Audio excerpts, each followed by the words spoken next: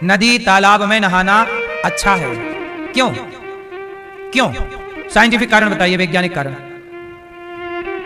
जब आप पानी में डूबे रहते हैं गर्दन तक, तो आपके रोम रोम से पसीना निकलता है कि नहीं? जिस रोम छिद्र से पसीना तैरना आता है। अब हाथ नीचे करो। किस किस को तैरना नहीं आता? नहीं आता? तैरना जरूर सीखना चाहिए। तैरना, अभी पंजाब में बाढ़ आई थी, लोग घर में सो रहे थे, वो बाढ़ आ गई, घर के अंदर पानी भर गया। जिनको तैरना आता था वो तो चलो किनारे जैसे तैसे लग गए, पर तैरना नहीं आया तो बेमौत मारे गए कि नहीं? हाँ या ना? पानी में डूबने से किसी की मृत्यु नहीं होती। मृत्यु इसलिए होती है कि समय रहते आपने तैरना नहीं सीखा। यदि इतनी सारी डिग्रियां रखना आपकी कला थी तो तैरना भी तो आपकी कला ही है, तैरना भी तो आपकी योग्यता है। तैरना सबको आना चाहिए। पता नहीं कब कहां आप लोग हर साल सुनते हो कि लोग बारिश में गए थे नदी देखने और वहां डूब गए। भाई आप लोग नहाते हो नदियों में जाके, और जरा सा पांव की गड़बड़ी हुई, इसला फिसला पांव तो डूब जाते हैं लोग। मुझे लगता है पानी में डूब के मरना नहीं चाहिए। इससे बेहतर है तैरना सीख लो। तैरना आएगा तो आप कभी डूब करके नहीं मरेंगे। तैरने वाला इतने जल्दी तो हार नहीं मानेगा ना कि डूबे और मर जाए। भाई पूरा प्रयास करेगा बचने का, किनारे लगने का। समुद्र के बीच में ही कोई पानी में गिर जाए और तैरते तैरते थक जाए, फिर भी वो प्रयास करता रहेगा। मुझे लगता है कि जीवन में जिंदगी सबसे अनमोल है। अनमोल है कि नहीं बताओ? इसलिए आप लोगों से मेरी प्रार्थना है कि आपको पार लगना दोनों तरह से सीखना चाहिए। नदी भी पार कर सको, तैरना तो आना चाहिए। इसलिए अपने बच्चों को एक क्लास कम भले पढ़ाना, तैरना जरूर सिखाना। कल को आपके बच्चे मेरे जानने वाला एक लड़का था, बहुत अच्छा था, सब कुछ बढ़िया था। बेचारा वो गया था रिश्तेदार के यहाँ, उनके यहाँ तालाब था, वो तालाब देखने चला गया। और देखने क्या गया, कुछ पावा फिसल गया, पानी के पास गिर गया। और गिरा तो जरा से मतलब पास में ही डूब गया। इतनी पास में, इतना पास था कि कोई हाथ से ऐसे जरा सहारा देता तो निकल जाता, पर वहां कोई था नहीं। और 7-8 फीट पानी था, मतलब उसके केवल 2 फीट नीचे जमीन थी। समझ रहे हो बात? 2 फीट नीचे जमीन थी। लेकिन तैरना नहीं आने से 25-30 साल का लड़का चला गया। एक गलती, आपने इतनी पढ़ाइयां पढ़ी, आपने इतनी डिग्रियां पाई, लेकिन आप तैरना नहीं सीख पाए। एक नाव वाला था, नदी में नाव चलाता था, केवट। 3 लोग आए नाव में, तीनों ने कहा भैया हमें पार लगाओ। केवट बोला कि आओ बैठो महाराज। तीनों बैठे। अब तीनों को बिठाकर केवट ने नाव चलाई। एक आदमी उनमें से बहुत बड़ा डॉक्टर था। डॉक्टर ने कहा क्यों केवट, कितना कमा लेते हो? केवट बोला सरकार सवेरे कमाता हूं, शाम को खा लेता हूं, हो गया। डॉक्टर ने कहा तुमने कुछ पैसे जोड़े नहीं, जिंदगी जिया ही नहीं, कोई मजा नहीं लिया जिंदगी का, तुम्हारी 25% जिंदगी तो बेकार हो गई नाव चलाते चलाते। दूसरा इंजीनियर था। दूसरा बोला केवट ये बताओ गाड़ी वाड़ी है तुम्हारे पास? नहीं नहीं। केवट बोला कहां, मेरी तो ये नाव है। उसने भी बोला जिंदगी का कोई सुख नहीं लिया, तुम्हारी 25% जिंदगी तो यूं ही बेकार हो गई। तीसरा बहुत बड़ा जज था। बोला क्यों भाई केवट, कुछ पढ़े लिखे हो?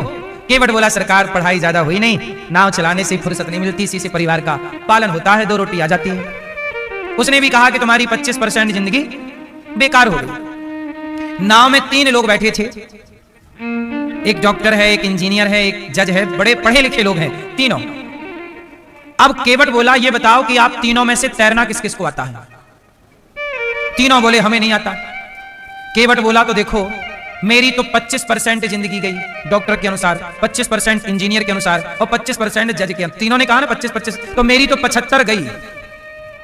पर तुम्हारी आज नाव भंवर में फंस गई है तुम्हारी पंचायत के चक्कर में, और कोई रास्ता है नहीं, तो हम तो चले, क्योंकि हमें तो तैरना। और तुमने सब कुछ पढ़ा, सब कुछ सीखा, पर तैरना नहीं सीखा, तो क्या सीखा? केवट पार लग गया, तीनों ज्ञानी डूब गए। इसका मतलब यह भी हुआ कि आपने सब कुछ जाना, सब कुछ पाया, सब कुछ सीखा, पर भव से पार लगना नहीं सीखा, तो क्या सीखा? इसलिए भव से पार लगना सीख लो। तो पार 2 तरह का है, एक तो नदी पार करना सीख लो, और दूसरा भव को पार करना सीख लो। क्यों मेरी मां? तैरना सीख लो। यहां भी पार लगना है। भव से पार ना लगे तो जीवन मनुष्य का पाने का लाभ क्या? और नदी से पार ना लगे तो यह बेहतर जिंदगी पाने का राज क्या? थोड़ा सा सीख लो, ठीक है? हमें तो तैरना आता है। जब हम वृंदावन पढ़ने आए 2006 में, तो हमें यमुना जी का दर्शन हुआ पहली बार। उस समय पे यमुना जी में ढेर सारे कछुए रहा करते थे। उस समय यमुना जी का जल इतना दूषित नहीं हुआ करता था, वो पाट इतना ही चौड़ा था, बल्कि इससे ज्यादा चौड़ा। अब अपने राम तो गांव के थे, तो मुझे पानी देख के ना रहा नहीं जाता कि चलो नहा ही लें, तो मैं कूद गया यमुना जी में। और यमुना जी में कूदा ही नहीं, उस पार से कूदा उस पार निकला, तैरते उस पार। तो यमुना मैया को 2006 में ही ये दास ने पार किया। तैरना जानते हैं, आपको भी तैरना आना चाहिए। बस हमारी इतनी सी प्रार्थना है। छोटा अमेरिका में, लंदन में, विदेशों में 6-6 महीने के बच्चों को तैरना सिखाते हैं। 1 साल का बच्चा वहां पे तैरना जानता है, पानी में डाल देते हैं हम लोग, हाथ पांव चलाने लग जाता है छोटे से में और सीख जाता है। 1-2 साल का बच्चा भी वहां तैरना जानता है, बोलो हाँ। और आपके यहां 30-30 साल के लोग तैरना नहीं जानते। इसलिए ये गुण है, इससे आपकी आयु बढ़ने की संभावना है, स्वास्थ्य अच्छा रहे, मौका मिले तैरो, इससे आपका योग होगा। सबसे बड़ा योग क्या है पता है? तैरने में थकावट होती है कि नहीं? वो शरीर को एक्टिव रखता है, एनर्जी। आप 5 मिनट तैर लीजिए मेरी मां, 5 मिनट मन लगा के। आपको कड़ाके की भूख ना लगाए तो कह देना। मतलब पाचन शक्ति काम जिसकी ना करती हो, जो जिसका भोजन ना पचता हो, जिसको पेट की समस्याएं हैं, वो 5-10 मिनट केवल तैरना सीख ले। तैरना तैरे, बस कुछ नहीं, केवल तैरे। 5 मिनट तैरोगे, 10 मिनट तैरोगे, आपका पेट संबंधी बीमारियां ठीक हो जाएंगी और आपको भूख लगने लग जाएगी, मस्त पचने लग जाएगा। सोचिए कितनी ताकत है। ये योग है एक तरह का। क्यों जी? कितने लोग इस बात से सहमत हैं कि तैरने के बाद भूख लगती है ना? पूरा पच जाता है। यूं भोजन पचने में यदि 4 घंटा लगेगा, तो तैरने में यदि आप पानी में हैं तो आधा घंटे में ही तेजी से पचता है, तेजी से काम करने लग जाती है बॉडी। इसलिए भगवान ने कालिया नाग पर कृपा, प्रलंबासुर पर। एक दिन क्या हुआ, गोपियां भगवान के लिए गीत गा रही। वरहा पीडम नटवर वपुः कर्णयो कर्णिकारं बिभ्रद्वासः कनक कपिशं वैजयन्तीं चमालाम् रन्ध्रान् वेणोरधर सुधया पूरयन् गोपवृन्दैः वृन्दारण्यं स्वपदरमणं प्राविशद्गीतकीर्ति। भगवान कितने सुंदर हैं। गोपियां कह रही हैं वरहा पीडम, भगवान के माथे पर मोर का पंख लगा हुआ है, दुल्हा लग रहे हैं भगवान। कानों में कर्णयो कर्णिकारम, कनेर का पुष्प शोभा पा रहा है। भगवान के अधरों पर बांसुरी रखी है। गोपियां बोली अरे बांसुरी तो कितनी भाग्यशाली है, भगवान के होठों से लगकर के कितना सुख पा रही है। गोपियां यहां भगवान की सुंदरता का वर्णन कर रही हैं। कितने सुंदर, अधरों पर बांसुरी, घुंघराले से बाल, भगवान की एक एक छवि का वर्णन गोपियां कर रही हैं। भगवान कितने सुंदर हैं, गोपियां कह रही हैं वाह प्रभु। एक दिन सारी गोपियां यमुना जी में गईं और सारी गोपियां नहा रही थी, स्नान कर रही थी। तभी गोपियों ने स्नान कैसे किया, सारे कपड़े उतार दिए और गोपियां हो गई निर्वस्त्र और जाके नहाने लगे। भगवान कृष्ण ने देखा कि सारी गोपियां निर्वस्त्र होकर नहा रही हैं। भगवान को लगा ये तो मर्यादा के खिलाफ काम हो रहा। तब भगवान ने एक लीला की। क्या लीला की? चीर हरण लीला। कौन सी लीला? गोपियों के वस्त्र चुरा लिए भगवान। क्या चुराए मेरी मां? गोपियों के कपड़े चुरा लिए। अब सारी गोपियां स्नान कर रही हैं, एक दूसरे के ऊपर जल फेंक रही हैं। एक समय था कि भारत के सभी लोग नदी तालाब में ही स्नान किया करते थे। ये वॉशरूम वगैरह घर के अंदर वाला सेटअप कहां था पहले? क्यों? हमारे देखते देखते ही सब आया है। आपके देखते देखते आया होगा सब चीजें। हमारे देखते देखते सारे लोग, गांव के सभी लोग तालाब में नहाते थे, नदी में नहाते थे। मेरे को याद है, देखते देखते तेजी से बदलाव हो गया और नदी तालाब में नहाना खत्म हो गया। तो गोपियां भी नदी में नहा रही थी, पर तरीका गलत था, कपड़े उतार के नहा रही थी। भगवान ने देख लिया। भगवान को लगा कि आज हमने देखा है, कल कोई और देखेगा। तो भगवान ने उनको सबक सिखाने के लिए एक युक्ति निकाली। उनके कपड़े चुरा लिए और टांग दिए पेड़ पर, कदम पर। अब गोपियां नहा के बाहर निकली तो कपड़े नहीं, फिर घुस गई फुर्र से वो पानी में। देखा कि हमारे कपड़े कहां चले गए, कौन ले गया, कहां चले, अब हम कैसे जाएंगे ऐसे घर। अब गोपियां तो बड़ी लज्जित सी हो गई। तब ध्यान से देखा, अरे सखी देख हमारे कपड़े वो टंगे हैं वो पेड़ पर। एक सखी बोली जरूर ये नटखट कन्हैया की हरकत है, उसी ने हमारे कपड़े चुराए हैं। कन्हैया हमारे कपड़े लौटा दे हमें। कन्हैया बोले नहीं लौटाएंगे। तो गोपियां बोली तेरी मैया से शिकायत करेंगी। तो कन्हैया बोले जाओ कर आओ, जाओ जल्दी जाओ। बोले अभी कैसे जाएं? तो बोले शिकायत करने की धमकी दे रही हो तो जाओ कर आओ। गोपियां बोली कन्हैया ये शरारत अच्छी नहीं है, हमारे कपड़े क्यों चुराए तुमने? भगवान बोले कि तुमने निर्वस्त्र होकर क्यों नहा रही हो ये बताओ, तुम ऐसे नहाना चाहिए? ऐसे नहाने से अपराध लगता है, कोई देखेगा तो क्या सोचेगा। इसलिए अब तुम्हें सबक तो सिखानी है। गोपियां बोली अच्छा सॉरी अब नहीं नहाएंगे ऐसे, अब तो हमारे कपड़े दे दो। भगवान बोले एक शर्त पर, कपड़े लेना है तो बाहर आओ, बाहर आओ और कपड़े लेकर के जाओ। अच्छा जिस समय भगवान ने ये कपड़े चुराए उस समय भगवान कृष्ण की उम्र कितनी थी? उस समय भगवान की उम्र थी 7 साल। कन्हैया कितने साल के थे? 7 वर्ष के। अब 7 वर्ष के कन्हैया हैं। अब आप लोग ये सोचें कि भगवान गोपियों को कह रहे हैं कि ऊपर आओ, निर्वस्त्र हैं वो गोपियां, तो 7 वर्ष का बालक क्या उसके अंदर कोई काम भाव होता है? पवित्र होता है। इस दृष्टि से भगवान केवल लीला कर रहे हैं, लीला सबक दे रहे हैं, ऊपर आओ। अब सारी गोपियां बोली कि हम नहीं आएंगे, तो मत आओ। एक सखी जानते हो क्या बोली? एक सखी बोली अरे सखी ये जो कन्हैया है ना हमारा, ये भगवान है और इससे क्या छिपा है?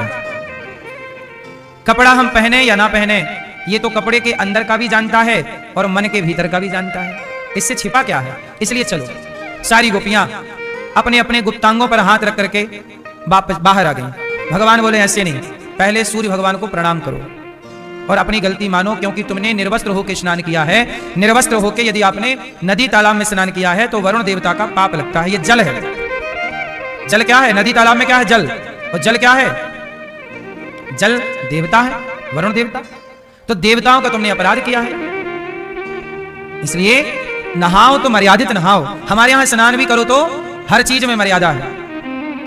इसलिए हमारे यहां दिन भर हम लोग पृथ्वी पर चलते हैं, पांव रखते हैं, लेकिन सवेरे जागते हैं तो पृथ्वी माता को प्रणाम करते हैं। भाई पांव रखना हमारी मजबूरी है, लेकिन है तो माता। भाई नदी में नहाना हमारी मजबूरी है, पर है तो नदी माता ही हमारी, गंगा मैया है, यमुना मैया है हमारी। अब बताओ, माँ की गोद में छोटा सा बच्चा तो नंग धड़ंग रहता है, पर अब कोई 25 साल का बच्चा नंग धड़ंग होके जाए अपनी माँ के पास तो मर्यादित नहीं लगेगा। वही बच्चा छोटा होता है तो नंगा अच्छा लगता है, पर वही बड़ा हो जाए तो नंगा अच्छा, ये मर्यादा के विपरीत हो गया।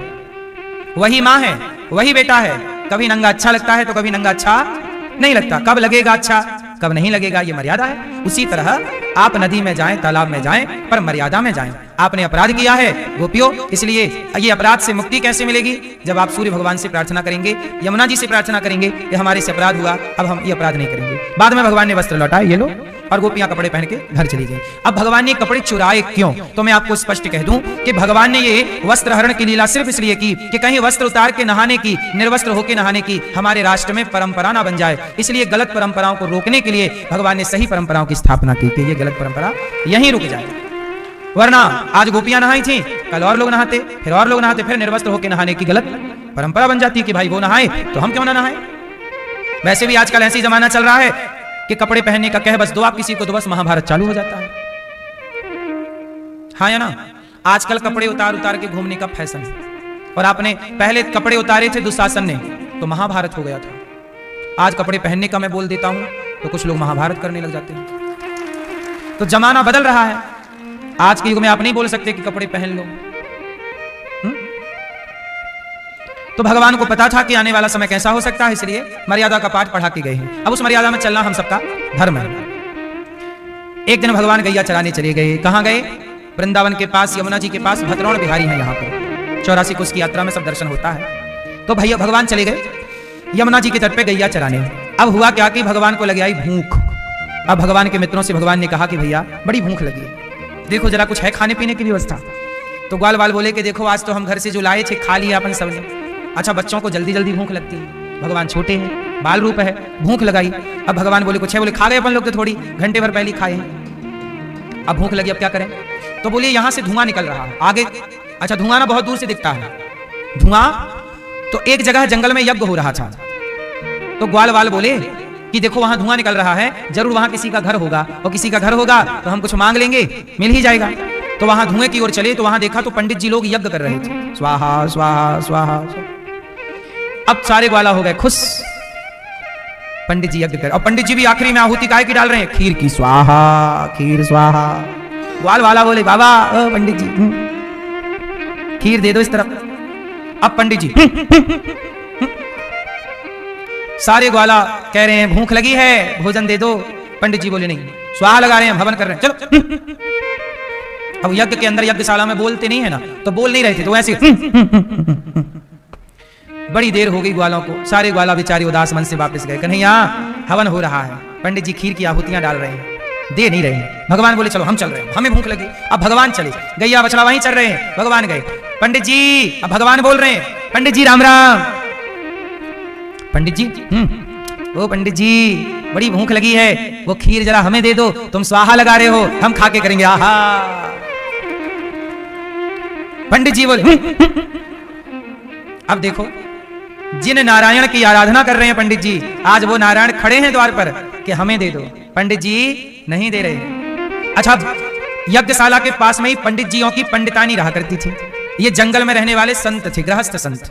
पहले के लोग जंगल में यज्ञ हवन संत लोग करते रहते थे, तो पंडित जियों की पंडितानियां थी। तो पंडितानियों ने देखा कि सुंदर सुंदर बच्चे आए हैं, तो पंडितानियों ने बुलाया कन्हैया को, ए लाला यहाँ।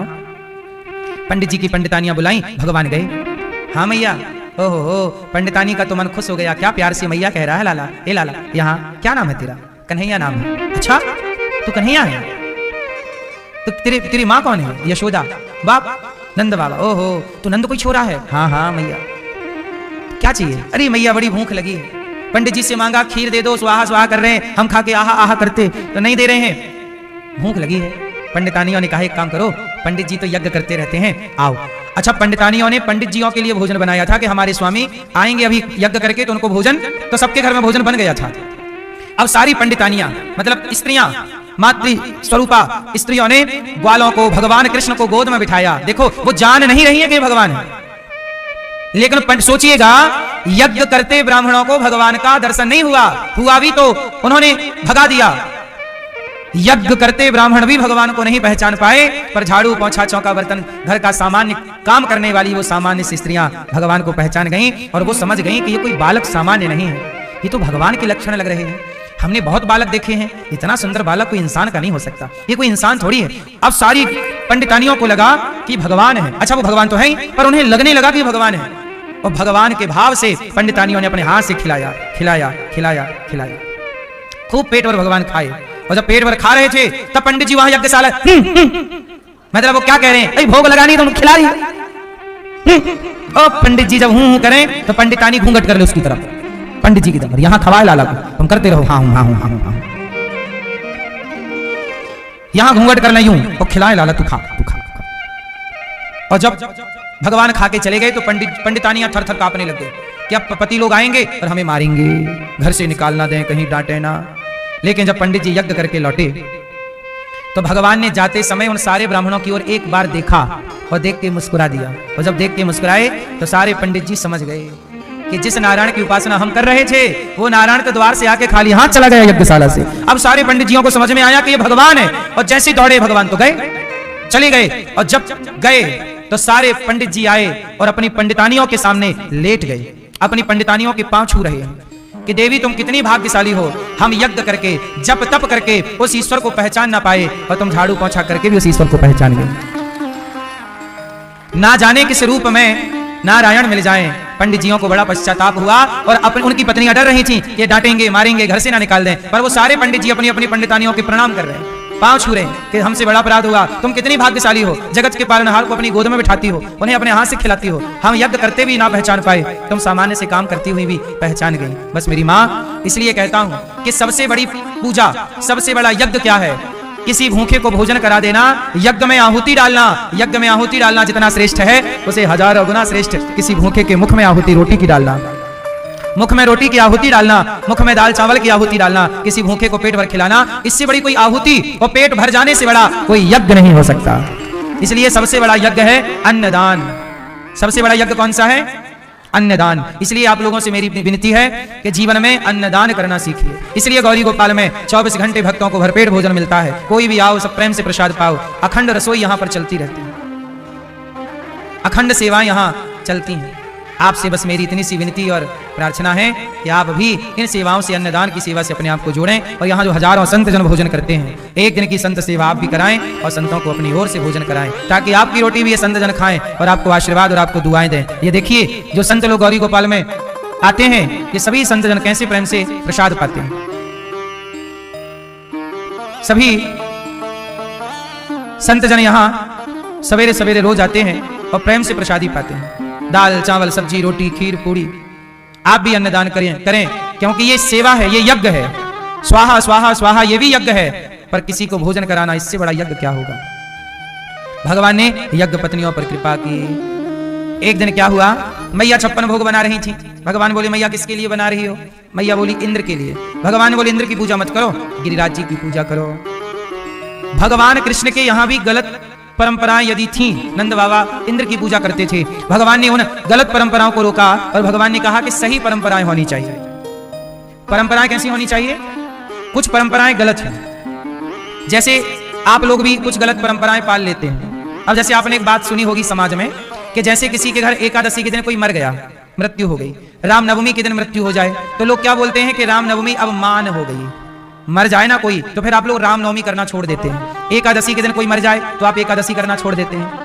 आप में से कितनों के यहाँ ये परंपराएं हैं कि यदि किसी त्योहार में किसी की मृत्यु हो जाए तो लोग वो त्योहार छोड़ देते हैं कि यार इस दिन मर गया था, जब तक उस तिथि पर अब किसी का जन्म नहीं होगा तब तक वो उसे बंद रखते हैं। किसके यहाँ ये परंपरा है, किन किन के यहाँ ये मान्यताएं हैं, जरा हमें हाथ उठा के बताओ। है ना आपके यहाँ ये परंपराएं सही हैं कि गलत हैं। क्या है, ये गलत है। अच्छा गलत है तो आप लोग क्यों मान रहे हो। चूंकि हमारे पुरखों से चली आई परंपरा तो मान रहे नहीं। हर परंपराएं जो चली आई हैं जरूरी नहीं कि सारी परंपराएं सही हों, कुछ परंपराएं गलत हैं। नंद बाबा के यहां भी इंद्र की पूजा करने की परंपरा थी, वो गलत थी। भगवान ने कहा इंद्र की पूजा नहीं, गिरिराज जी की पूजा कराओ। नंद बाबा के हाथ से भी वो गलत परंपरा भगवान ने बंद कराई। ऐसे आपके यहाँ कोई एकादशी में मर जाए तो एकादशी लोग छोड़ देते हैं। छोड़ना क्या चाहिए, क्या आपने अपने भीतर के काम को, क्रोध को, लोभ को, निंदा को, चुगली को, बुराई को, छल को, कपट को, क्या इन्हें त्यागा। बुराई तो छोड़ी नहीं, एकादशी छोड़ दी। अरे छोड़ना ही था तो बुराई छोड़ते, पूजा क्यों छोड़ दी। काम न छोड़ा, क्रोध न छोड़ा, हरि भजन क्यों छोड़ दिया, है ना।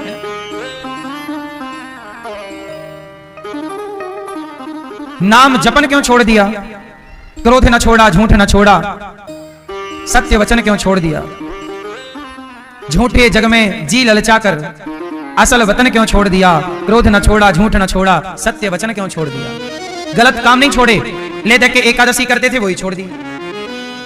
छोड़ने जैसा क्या, आप बताइए छोड़ने जैसा क्या है। अच्छाई छोड़े कि बुराई। बुराई नहीं छोड़ते कि चलो आज के दिन फलाना मरा था, अब बुराई इस दिन कोई पाप नहीं करेंगे, कोई बुरा काम नहीं, वो नहीं छूटेगा। नहीं, एकादशी छोड़ दिया, रामनवमी छोड़ दिया, जन्माष्टमी छोड़ दिया। अरे ऐसे तो कोई ना कोई कभी ना कभी मरेगा ही, फिर तो तुम्हारा सब छूट जाएगा। क्योंकि 365 ही तो दिन होते हैं और 365 दिन में अब आपका परिवार बड़ा है तो हर तिथि को कोई ना कोई मरेगा। भाई मरना तो सबको ही है और मरना भी निश्चित है और कोई ना कोई तिथि आएगी। तो ऐसे में तो आपके सारे त्योहार बंद, झूठ सारे चालू रहेंगे, अच्छाई सारी बंद। कितनी मूर्खता है, कितनी ज्यादा अज्ञानता और अंध मतलब धृतराष्ट्र टाइप की बुद्धि हो गई। बुराई नहीं छोड़ रहे हैं कि इस दिन अब गलत नहीं करेंगे, झूठ कपट नहीं, वो नहीं छूटेगा। एकादशी छोड़ दिया। कौड़ी को तो खूब संभाला, हाँ कौड़ी को तो खूब संभाला, कौड़ी को तो खूब संभाला, लाल रतन क्यों छोड़ दिया। क्रोध न छोड़ा, झूठ न छोड़ा, सत्य वचन क्यों छोड़ दिया।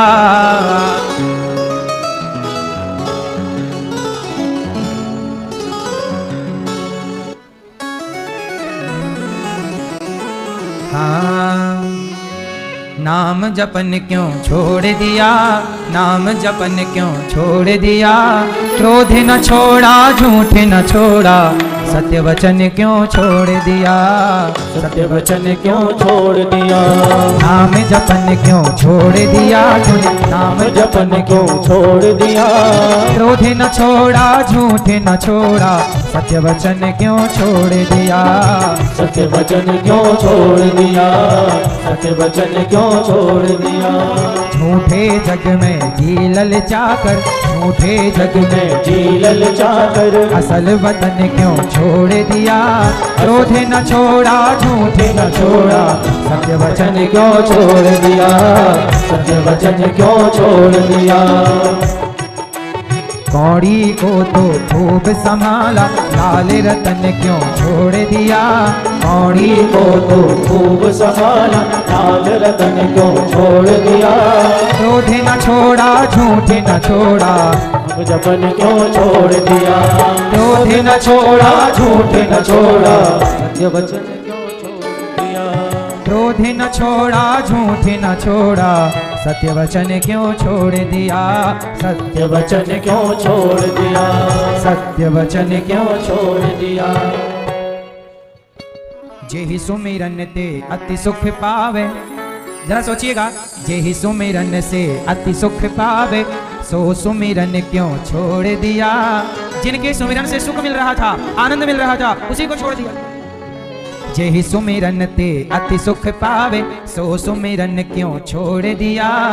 क्रोध न छोड़ा, झूठ न छोड़ा, सत्य वचन क्यों छोड़ दिया। सत्य वचन क्यों छोड़ दिया। हम सब एक भगवान भरोसे, हम सब एक भगवान भरोसे, तन मन धन क्यों ना छोड़ा। तन मन धन क्यों ना छोड़ा। धन तो छोड़ा नहीं, बुराई छोड़ी नहीं, और छोड़ क्या दिया। सत्य वचन, पूजा, एकादशी, रामनवमी छोड़ गए। अरे फलाने मर गए इसलिए छोड़ दिया।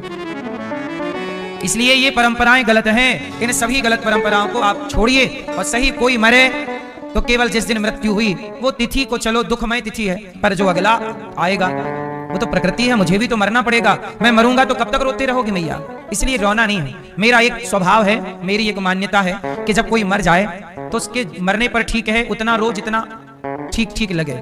रोते कब तक रहोगे। और मेरा मानना है कि मर जाने पर रोइए मत। जब तक मैं जीवित हूं मेरा साथ दीजिए। जब तक आपके लोग जीवित हैं उनके साथ प्रेम से रहिए, उनका साथ निभाओ।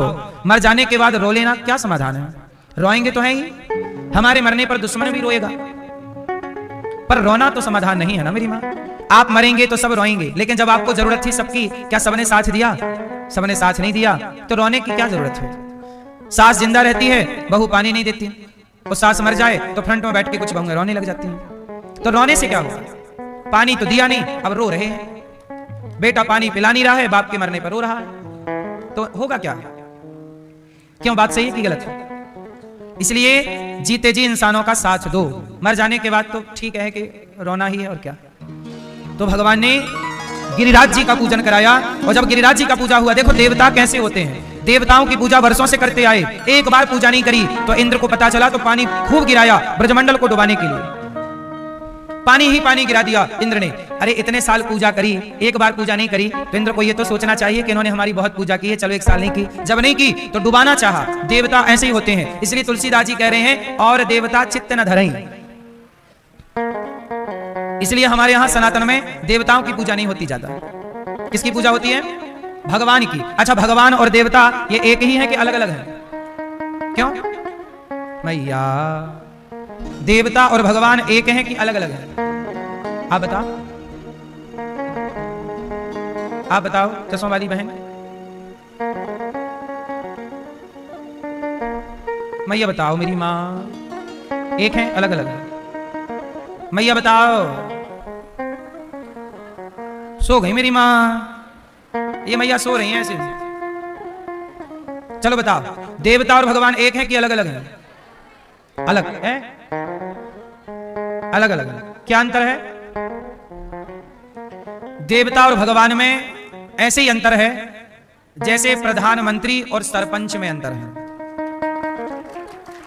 प्रधानमंत्री का पावर और सरपंच का पावर। देवता सरपंच की तरह है